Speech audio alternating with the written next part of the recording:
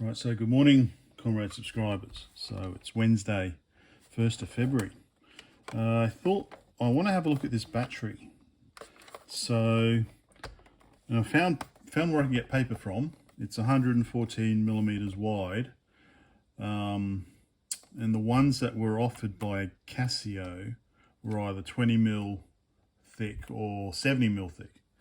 But I found them, you can get them which are 80 mil thick. But the minimum is like 20 rolls. So I have to think about that. So I buy 20 and then try and sell the other 19. So anyway, so yeah, there's no obvious way in. I assume that the NiCad was not user serviceable. So let's have a look. We've got, so I don't know what we're pointing at here. So we've got screws around the edges, so I figure let's just start with those screws around the edges.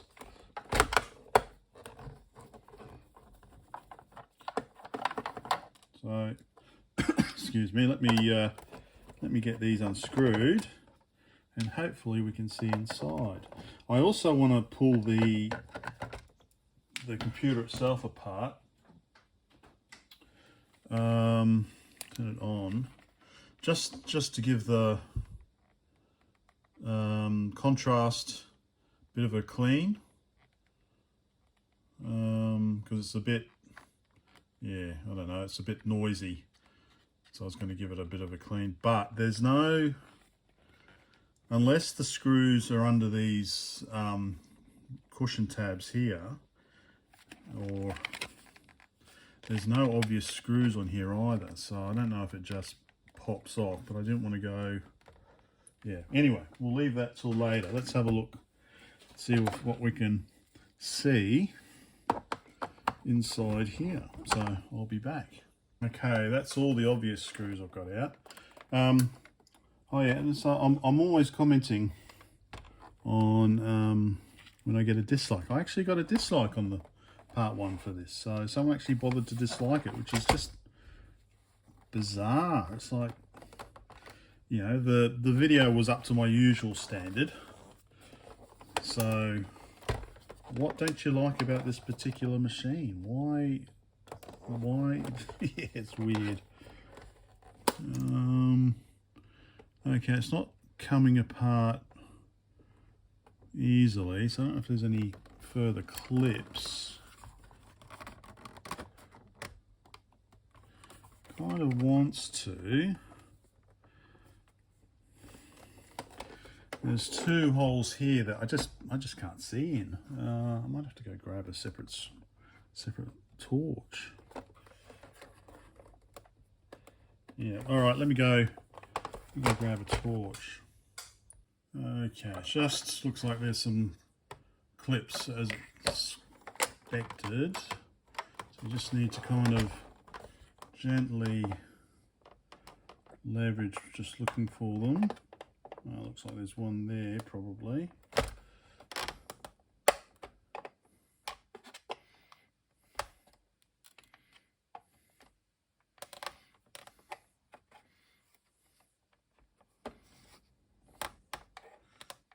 So just gently. All right, I'll continue checking. Okay, getting there. There's a very slowly.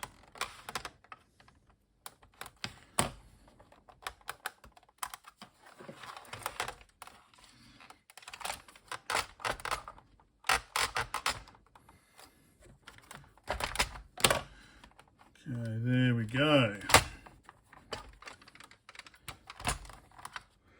So look, what do we got? All right, there's the big battery. Okay, cool. So looks like it's all attached. Nothing to unclip. What's that? Okay. Quite simple printer mechanism right there, or plotter I should say. Yeah, it's a plotter. Alps. Okay, so what's the best way?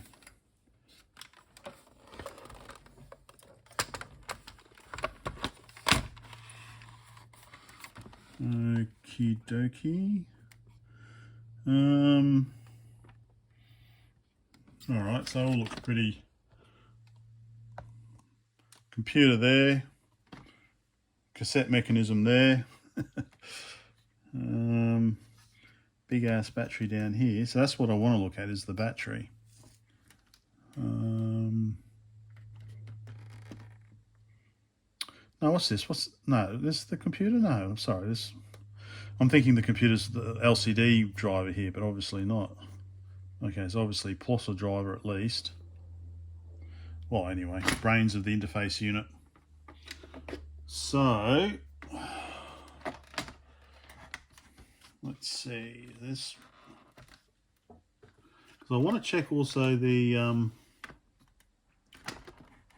where I want to check out what the pinout is. So I want to find out what's ground and if there is actually any power there. It goes back in there.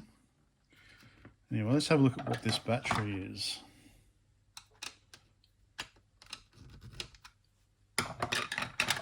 Okay, so screws. All right, let me just take these screws out and we'll see. Okay, there we go. So it looks to be, you can see there's one end. So it looks to be 1, 2, 3, 4, 5 cells. I guess that's the product number. 6 volt, 1650 milliamp hours, 85. There we go, 85. So, whoa, almost 40 years old. And that's, like I said, what you saw in the video last night, part 1, that even when it was off the power, it was holding some charge. So I might leave it on charge for a while, and I'll see what it's got at the moment. But I'll leave it on charge for a while and see what happens. But I guess it would be replaceable, or should be replaceable. Just pulls out, red wire. I don't know what end's what. I assume this is maybe the negative end, the white. That's the positive end. Yeah. So, okay. Hope that was of some interest. Everything else looks pretty. Yeah, I don't really want to pull everything else out. Especially if it seems to be working okay. So yeah, I just want to try and find the pinout for that dock connector. See if power is supposed to go through it or not. Okay. Yeah, all right. Well, let's continue. Okay, just doing a quick check now before I charge it. It's got 6 volts. 6 volts is there. So I don't know how much capacity it's got, but yeah, 5.9 volts. Okay, right, so anyway, it's time for me to start work, so I'll let it charge up for a few hours and yeah, see how it goes. Okay, and whilst that is charging, just have a quick look at this, and it does look like it just kind of, just get in there. It does look like it just leverages open like that, no screws. So again, nice and gentle, nice and gentle. Yeah. And yes, I'll see if I can have a go at that, cleaning that up. Aha, I was getting stuck at one bit right here because there is a single screw. So let's get that one out.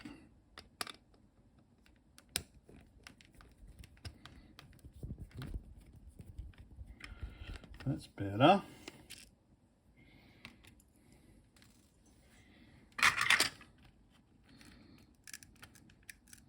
There we go.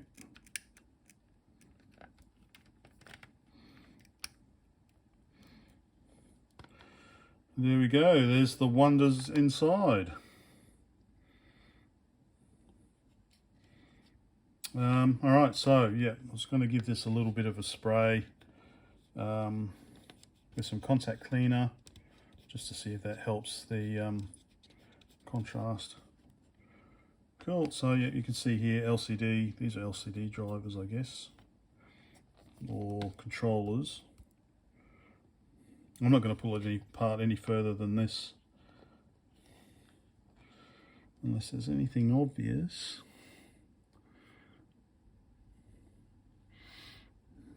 Got some little trim pots down there.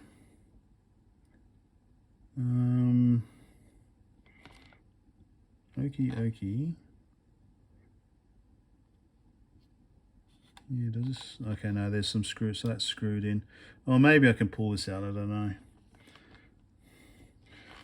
Yep, okay. But yeah, I just want to try that first anyway. Let's see. Good afternoon. So, the day, it's now Wednesday afternoon.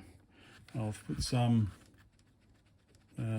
stuff on there, so hopefully that's fixed it. I've taken the screws out of this side because I want to have a look at this port just to see if there is anything that connects the power, or if it really does run on battery. I guess I could try and read the documentation. That would probably answer my question as well.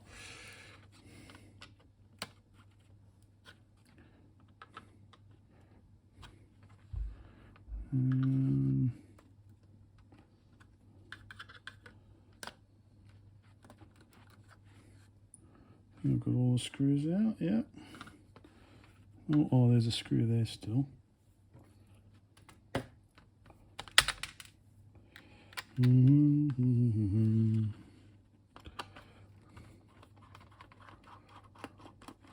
Oh yeah, and there's another one there. Okay, I think that's all the screws now. Okay.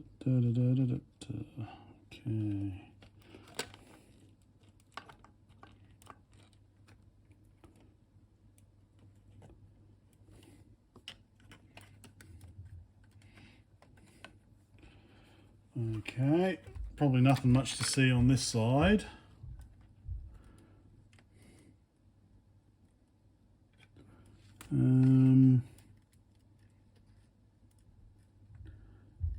Yeah. All right, I'm just going to buzz some of these connections here to see if I can find anything. Yeah. Okay. Okay, I found two pins that appear to be power, but I haven't found a ground pin. So if I put on the battery power, connect to the battery power,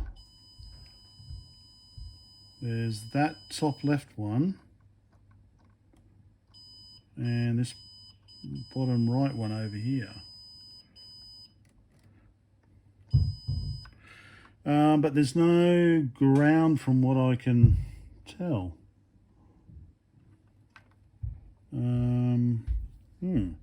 So yeah, so there must be some power coming. The power must come through. So I just, yeah, maybe I need to have the backup battery in there. Not necessarily the double A's. Anyway, all right, that's all I wanted to check. So I'm going to very carefully put this all back together and try and load something from tape, but running completely off battery power. I just tested the NiCad, and 7 volts it's registering as. So that's been on charge all day. So let's see. Okay, so that's all the screws put in. I just thought we'll just have a slow check, slow look whilst I've got it open. So this is obviously the LCD driver, just on the other side there. So that'd be the driver chips, and I guess maybe these are the controller chips. I don't know. Or is this to do with the actual CPU itself? I'll have to look it up. Or memory. I don't. I've not looked up any of these at the moment.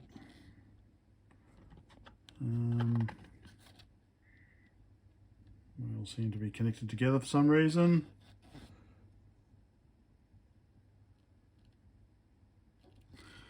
Yep. Okie dokie. So that's the backup battery there. That's the main batteries. All right, let me get this back together. Too easy. Just all clipped together nicely like that. Then we just have that one screw that goes in there, that holds it all together.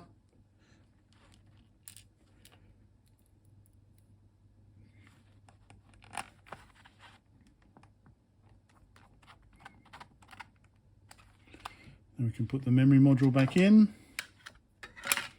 which I stored safely under there. So that pushes in like that. Okay. That goes back on like that. And yeah, let's put the batteries back in so we can test the contrast. See if the contrast is working a little nicer now. Okay. Yeah, contrast is looking, where's that? That's the, okay, hang on. I don't know if that's any better. But yeah, contrast is a lot smoother now. It's not all jumping around. Nice and smooth. So that's fixed. I've fixed something at least. Okay. I don't have a CR1220 yet. Let's put the main machine back together as well.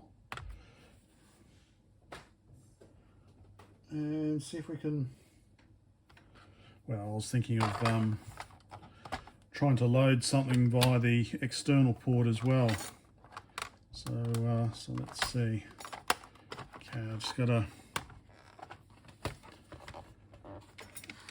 basically just put the shield, the metal shield back onto the battery, like so. Make sure the little ground is attached. And then it all clips back together. We're right to go. Okay. Oh, last battery. Oh, last screw for the battery at least. Right.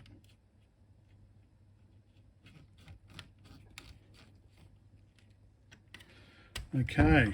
Oops, sorry. Okay, that's nice and solid back in there. Everything else looks like it was. Okay, the wires are there.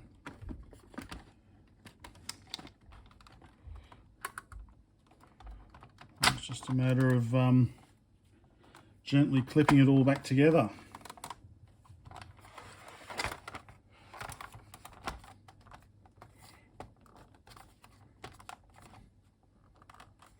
I might actually need the knife to actually open up the side a bit. So let me, yeah, there we go. Let me get all this back together. And then we'll continue. Almost there. So my dad was watching me put screws back in again, and the wondered why I was like going the wrong way. And the reason why is there, you can hear that little click. I was trying to find the start of the thread so that the screw goes back in exactly how it came out. Oh, so I actually taught my dad something. He's a licensed aircraft mate. Well, he's retired now, but so just sometimes you find it, but you just go back a bit. This is just going to prove me wrong now. There we go, found it. There we go. All back together. Good as new. And I realized watching some other YouTube videos today that if I put the monitor on, so there's an FA-10. So the FA-10 doesn't have a full-size compact cassette deck. It's got a micro cassette, mini cassette, micro cassette. It's got the smaller micro cassette up here instead of the compact cassette. So, and you can actually hear the data. And I think it was because monitor, so you need to put monitor on and you can hear the data loading. And of course we want the tape on. So the battery's working nicely. Okay. I wasn't sure what this online or local meant. Anyway, all right, well, let's try loading that tape again once I find them. Let's try. I don't know if NG stands for no good. Awesome.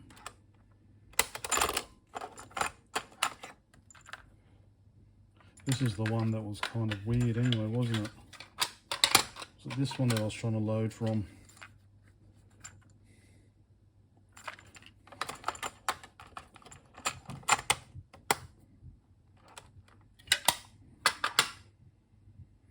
Tape is on.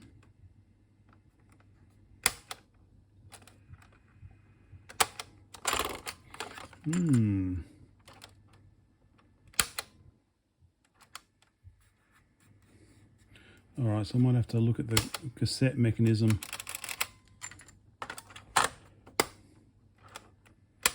Yeah, because it's kind of stopped working after I tried this one last night, so I might might need to just open it up again and double check that. But okay, not to worry, because what we were going to try, I thought, is bring the old Texas Instruments one back out again and hook it up, remote mic ear. Let's see if we can load something off there.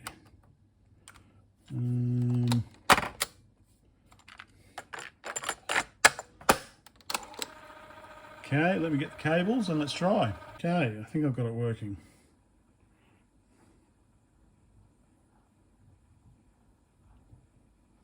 So to turn it, tape on there still.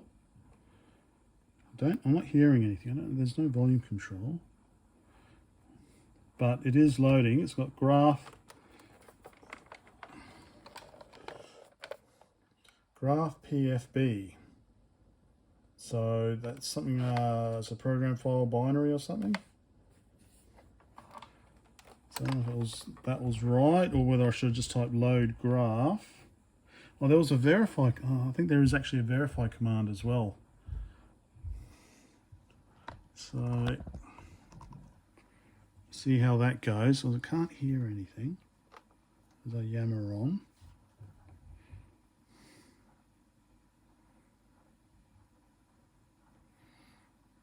We'll see how this goes.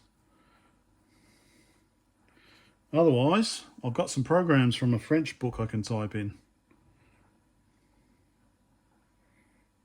I could probably download WAV files and all that, but I can't really be bothered at the moment. All right, let's see how this goes. Okay, I'm back. So, yeah, you might not see it, but dinner time. Spaghetti. So, read the manual. So I printed out some of the relevant pages for the FA-11. So I can understand. So basically, right at the start, it tells you how to load the sample cassette. So I'm going to use this external one, but basically turn on the power. Turn on the computer's power. Okay. Set the attached tape. So we need to set. After connecting, we're going to set the attached tape. Okay. Turn on that power and the MT switch. See, I'm going to have to check that because it was working and then it got all upset. So it hasn't been used in probably 30 years. So I'll have another look at that tomorrow or later. So we'll use the external one. set the remote switch to on. So I think that controls the remote. So you see the tape isn't working at the moment. If I put remote on, it's still not working. Because I need to do load, that's right. Okay. All right, but if I'm using, okay, so monitor switch. So yeah, so the monitor switch is so you can hear the data from this tape, but you don't hear it from an external tape. So that's what, so I should have had that on last night. Online local, when it's set to online, the plotter can receive data transferred from the computer. Okay. Keep the switch set to online during normal print operation. When the switch is set to local, the feed and pen changes become effective. Oh, okay. Right. So online, printing stuff out. Local, you do that stuff. Okay. But I've got the plotter switched off anyway. Okay. The remote switch. Set the switch to on when remote controlling start stop of the tape recorder. Okay. So we need that on. And then, because you can also use these for talking to another FA-11, another setup, so you can actually transfer data. Right. Now there's load. So there's different types. So PFB is program file binary. Okay, so if you type load, that's program file binary. Load all is all program files. Okay, okay, right. Right, so let's just try verify. So you just type verify, it performs a parity check on programs. So, oh yeah, so I can just do shift V, that's got verify. I heard a click.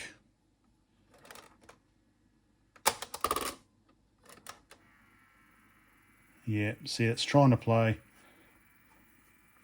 So yeah, I'll have a look at that tomorrow. Unfortunately, I'm going to have to take all because there's a circuit board attached to it. Right, so, but this one should work. Okay. Let's, shall I hold it up, or what's the easiest way to do it? Let's just move. Okay, not the best.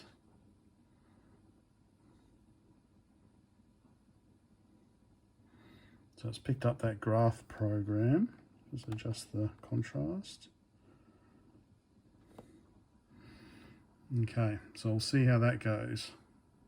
Okay, and I assume that means that there were no parity errors, so it should be able to load. It stopped the tape automatically. So let's try and load it from the external tape then. Okay, so it should just be a case of typing load. Press return. Now the motor's engaged, so I can rewind.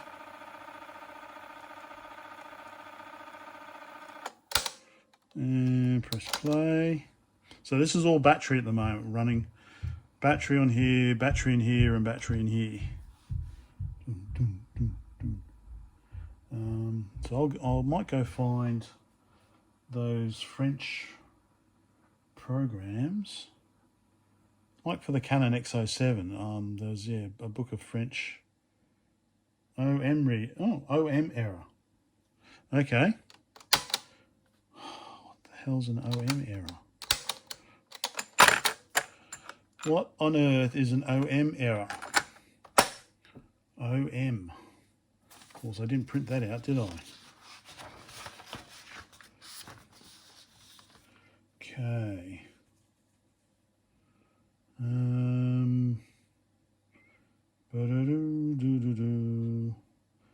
Right, when all the programs are erased, a new program. All right. The memory becomes full, and if the memory becomes full during a read operation, an OM error occurs. In this case, execute the new command to clear the unnecessary program error. Didn't realize. How do I choose the program areas? There's program areas P0 to P9. How do I know? Oh, okay. Interesting. So I should have just new, and that's a PR error. Okay. Read-write error occurs. If an OM error occurs, in this case, execute the new command, which I've just done, and it says PR error. Oh, this isn't a keyword. It's not keyword programming, is it? I have to do the keyword, do I? I don't see it. So I think the easiest thing to do is probably just to switch it off. List read data go sub go to for auto log LGT. I do not see new. I do not see new on here. So why won't it let me type new? Okay. All right. Okay. All right. Let me just power it off and power it on. Let's try this again. I'm going to have to charge my phone up again, so power off. Because the other thing you can do is load all, and that should clear everything. Okay. Let's see how this goes. All right, so I've specified load all, and I think that loads everything on the tape. And that's where the P0, I guess, is where we can choose P0 to P9, 10 different programs you can have loaded. So I think by doing load all, it says load all, when all is specified, all programs in P0 to P9 are erased and a program is newly read. I didn't realize it was going to read everything on the tape. So let's see what this does.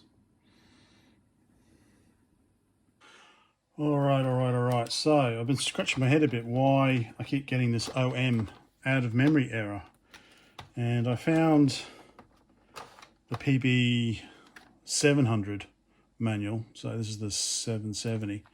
So the PB-700 is basically the same, except it's got less memory. It has 4 kilobyte instead of 8 kilobyte. But apparently the order is 1, 2, 3, not 1, 2, 3. So I don't know if this is causing the issue. This memory module's in the wrong spot. So let's take her out, stick her over here like that, and option pack, yep, and try again. So and loading this program, well, apparently maybe the bank program, it comes up, it doesn't have a program name, but it comes up as AFB. So my understanding is AF, I need to charge my phone up again. AF is that it's an all program file, so I need to use load all, and then it loads it into this P0 to P9, all the program areas. So so I need to do load all. So I will try that. So turn it back on, ready P0, shift load all. Just rewind the tape. Now I couldn't see anywhere like a command to verify how much RAM there is, apart from maybe doing a dimension command. Dimension 255 by 255 uses so much memory. But let's see. Okay, so let's see what this does. So there we can see that load all. Out of memory again. It's hardly loaded anything.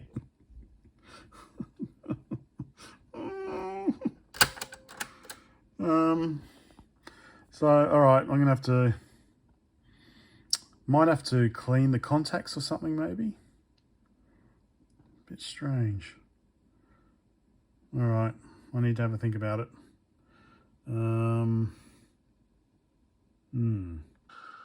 Right, I'm going to knock it on the head for tonight. I have found in the documentation how to find out how much free RAM there is. You type system and press return, and there we can see 16K. So it's definitely reading it right. 16K 64215 B.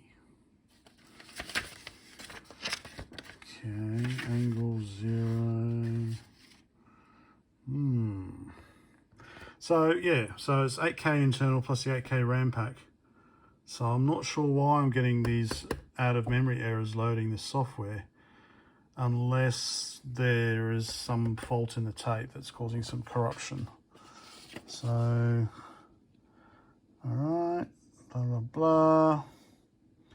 The second line indicates the number of remaining bytes. This number changes. Also, in the second, angle 0 indicates the angle unit. Angle 0 is degrees. Blah, blah, blah. Yeah. So I'm not sure what this 64215. That's not 64,000 bytes because I've only got, it's only 16K installed. Anyway.